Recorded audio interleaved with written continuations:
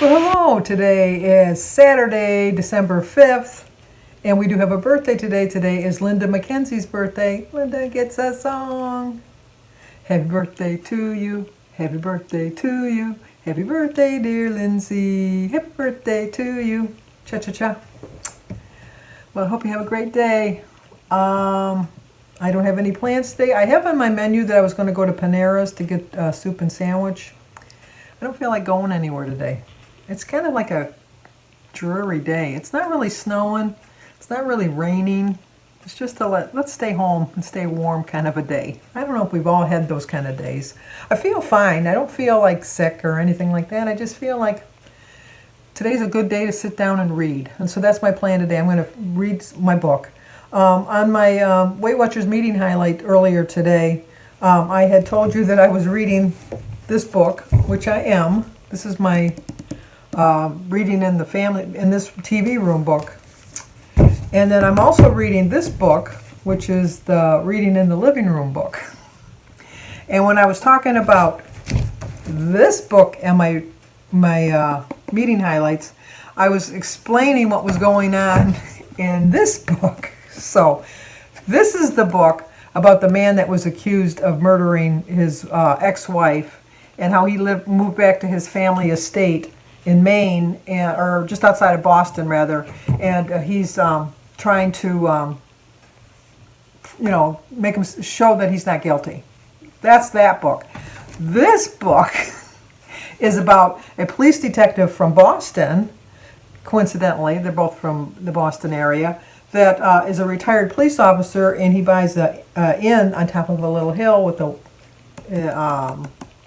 lighthouse, and he doesn't really care how his tenants are or how they act or anything. As long as they pay their rent, he doesn't really care. But then this gang of undesirables move in, and they start doing things that, as a police officer, he just doesn't agree with. And so that's as far as I've gotten into that book. But like I said, I'm going to read the Nora Roberts book back here, even though this is not the book I read in the back room. This is a book. Jim's watching football, and it gets distracted because like he'll yell at the TV like he's the coach. Run, don't look out. They can't hear you, Jim, but he still does all of that. So like I said, I had my normal breakfast. I think I forgot what I had. What did I have? Oh, I had a bowl of cereal. I had a bowl of cereal and a cup of tea. And Joan, I made your passion lemonade. I'm going to have that for my dinner tonight. She gave me a Starbucks imitation iced tea lemonade kind of recipe. It smells delicious, but I put it in the refrigerator so it could get really cold. I think I'm going to throw some raspberries or strawberries in it just to jazz it up a little. But I'm going to taste it first without the stuff in it, because my favorite drink at Starbucks is the Megan Dragon Fruit, which is not, I think it's 7 points, which I was going to get. I told you that. But instead I decided that I was going to make Joan's iced tea lemonade passion fruit Starbucks imitation. So I'm sure it's going to be good. It's with what kind of tea bags? I don't want to tell you the wrong thing, but she gave me two tea bags. Were they mango? I can't remember.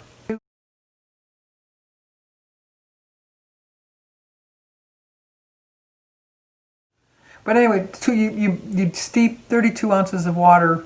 You boil 32 ounces of water. You put the 2 tea bags in, and then you let them steam or whatever. You know the word I'm trying to think of. I can't think of the word. But you're going to put it in there. You're going to leave it in there till it's cool.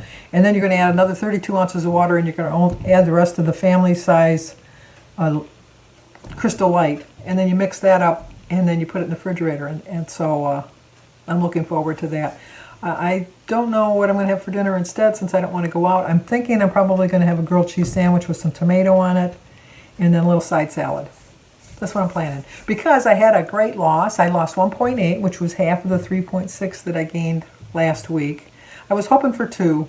I'll take the 1.8. The 2 would have put me under the, I would have been 210.8, which is what I would have preferred rather than the 211 exactly. But,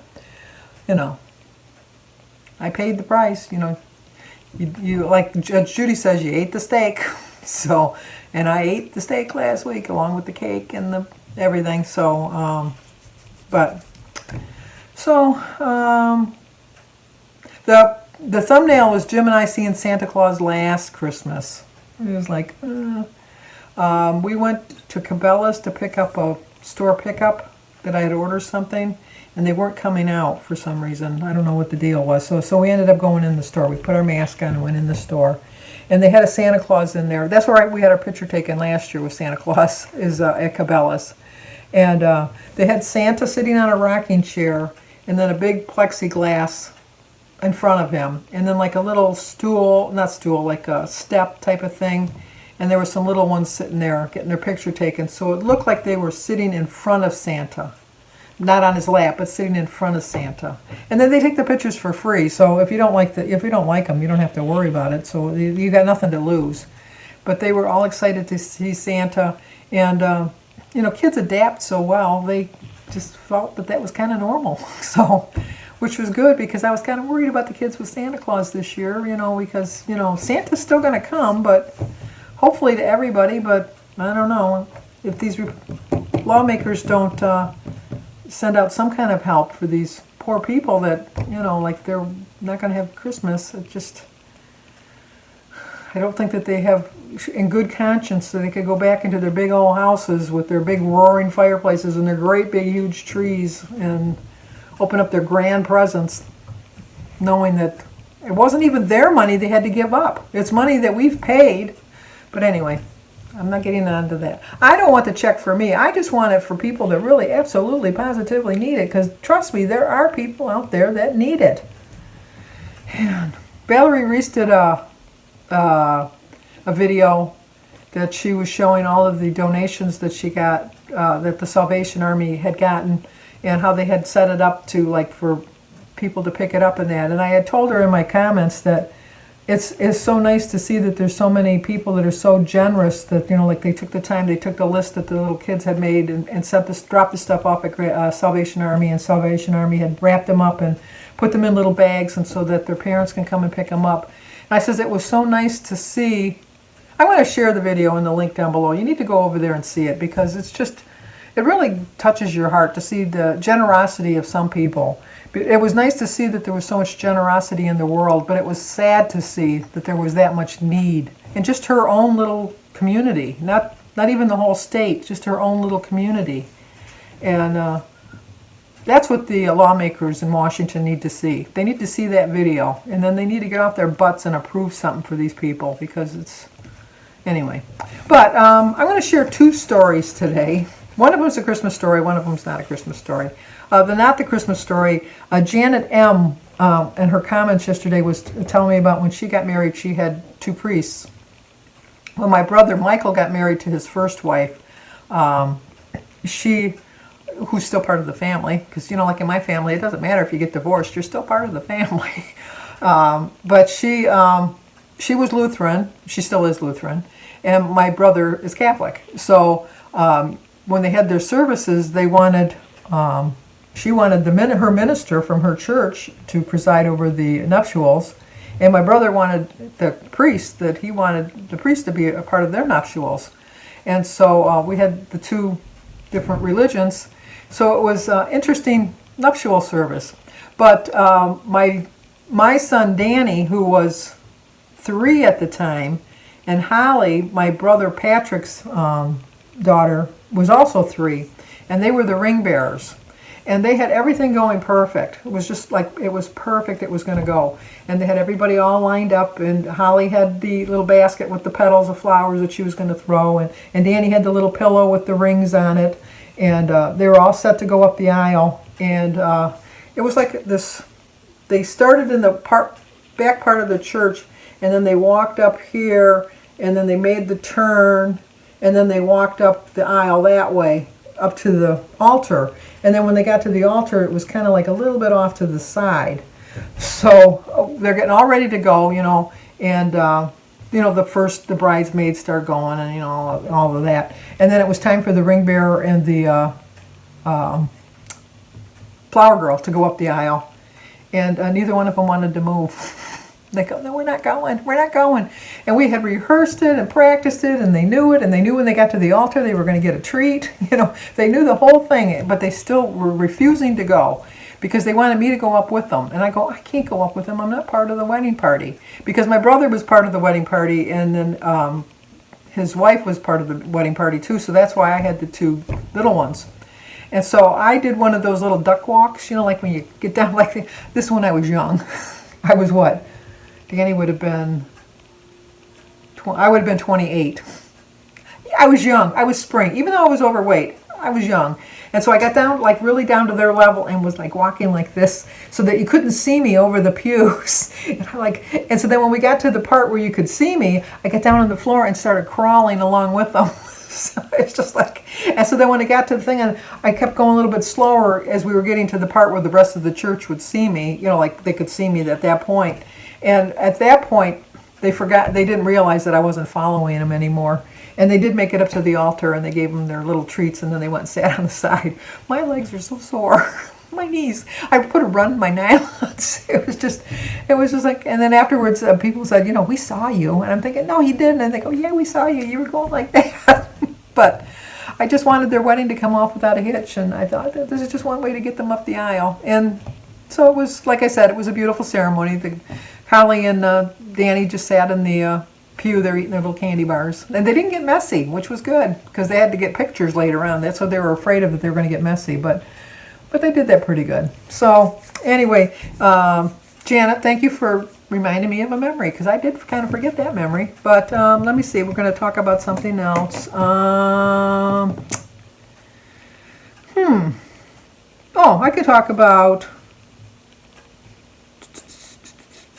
Well, it's not really the worst gift Jim ever gave me, but Jim has only in his life given me two really questionable gifts. And one of them was like a really crappy gift. And the other one was just kind of questionable because I think it was just a miscommunication. So I to this day, I just go with the fact that it was just a miscommunication, although I don't think it was. But, you know, who am I to hold a grudge?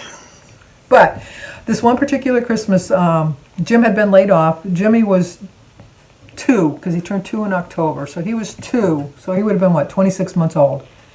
And whenever we would go to the store, and you know, like they'd always see the toys and stuff like that, there was this castle, Fisher-Price castle, that he kept looking at every time we went to the store.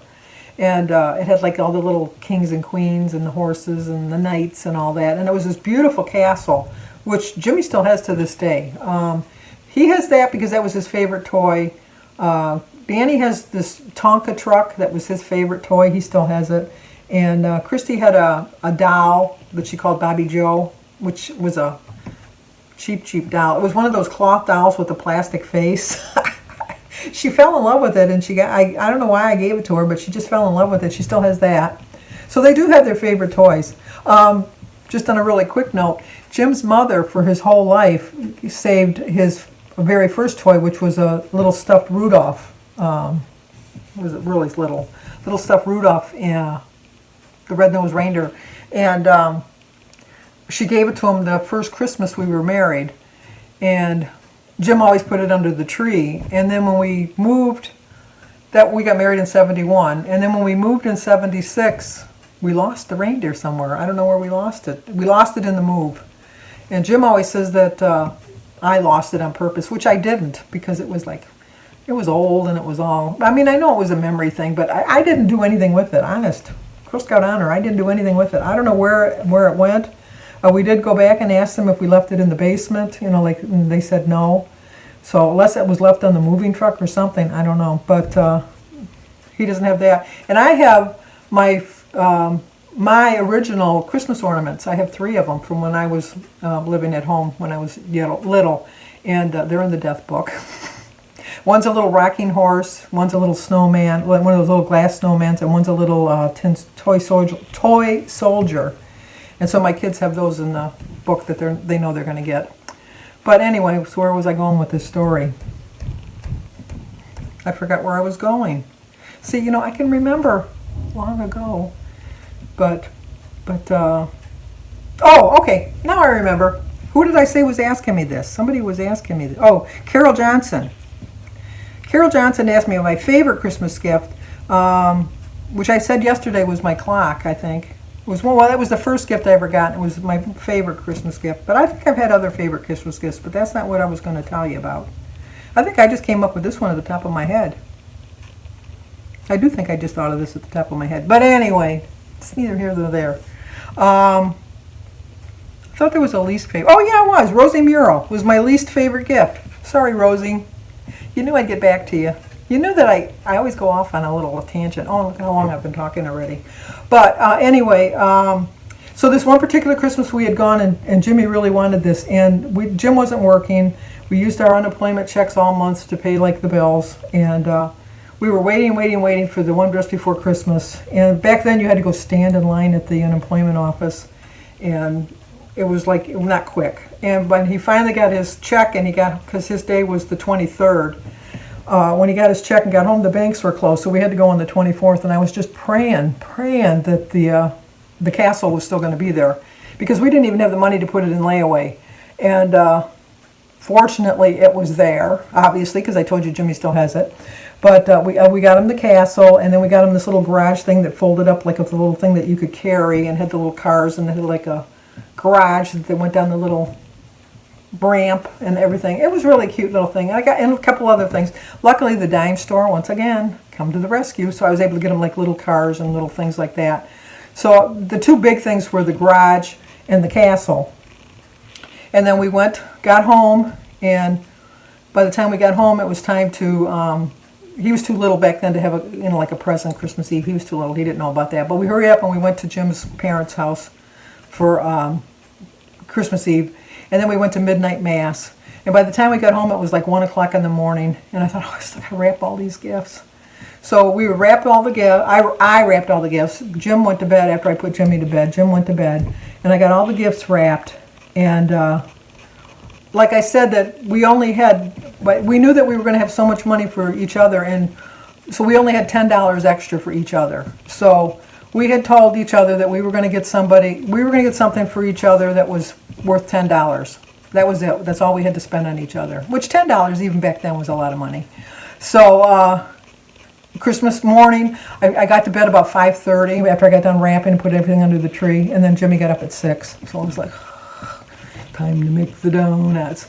So we opened up all the gifts, and he was so excited about his castle. He couldn't decide what he liked better, the castle or the garage. He was going back and forth. He was just so excited. It's like the perfect Christmas morning.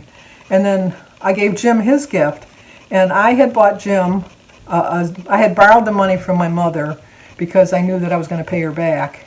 And Jim at the time was a heavy smoker, so I had bought him 2 packs of cigarettes, which cost me 40 cents. Back then, cigarettes were like 20 cents a pack. So it cost me like 40 cents to get him to 2 packs of cigarettes. And I bought him a really nice Zippo lighter, and I had it engraved. And which he still has somewhere, probably on his dresser, which is a mess. I won't show you that dresser because it's embarrassing, although I think you've seen it in some other videos. But I bought him the Zippo lighter, so when he opened up his present, he was like really impressed. He said, "This is really nice, thank you, I really like it." And he opened up the pack of cigarettes, had a cigarette and the whole bit. And so then he gives me my gift, and I open it up, and we had just bought, like a couple months before, an 8-track player. For all you young people out there, it's like a DVD, I guess, but it was like these big, heavy, bulky tapes that were about this big, and you'd pop them in, and they play the music. I think we still have it down the basement, to be honest with you. I think we still got it. But so I opened up my gift, and it was the Johnny Cash's Greatest Hits, which was Jim's at the time favorite artist, because Jim liked country music. And I just kind of looked at him and I went, "Really?" And he goes, "What? You said we were supposed to get a gift for each other." And I go, "Yeah, you were supposed to get me a gift and I was supposed to get you a gift." And he says, "Oh, I thought you meant that's something we could enjoy together because I know you like Johnny Cash." Yeah, I can tolerate Johnny Cash at the time. I like him now. But at the time, I said I could tolerate Johnny Cash. But the point was, I bought you a lighter, which I'm never going to use. I bought you cigarettes, which I'm never going to use. You were supposed to buy me something that I could use. He says, "Well, you can listen to that music whenever you want." You missed the whole point, Jim. You missed the whole point. So he realized at that point that I was a little bit upset. And I know it's the thought that counts. I kept telling myself that morning, it's the thought that counts. My mother taught me it's the thought that counts. But the thought that kept coming back to me was, this was your gift, not mine. That was not the right thought to have that day. But that's the thought I had most of the day. I was just so upset.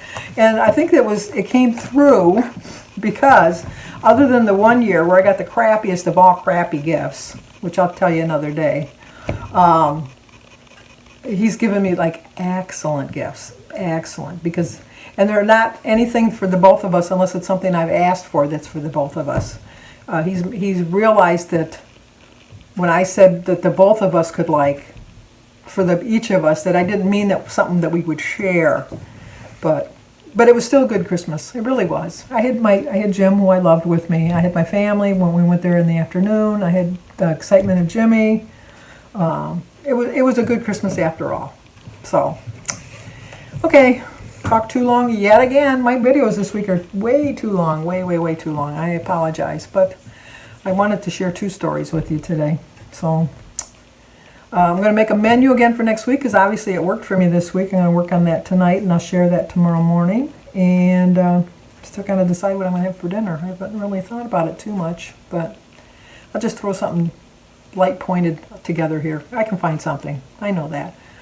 So as always, stay safe and I will talk to you guys tomorrow.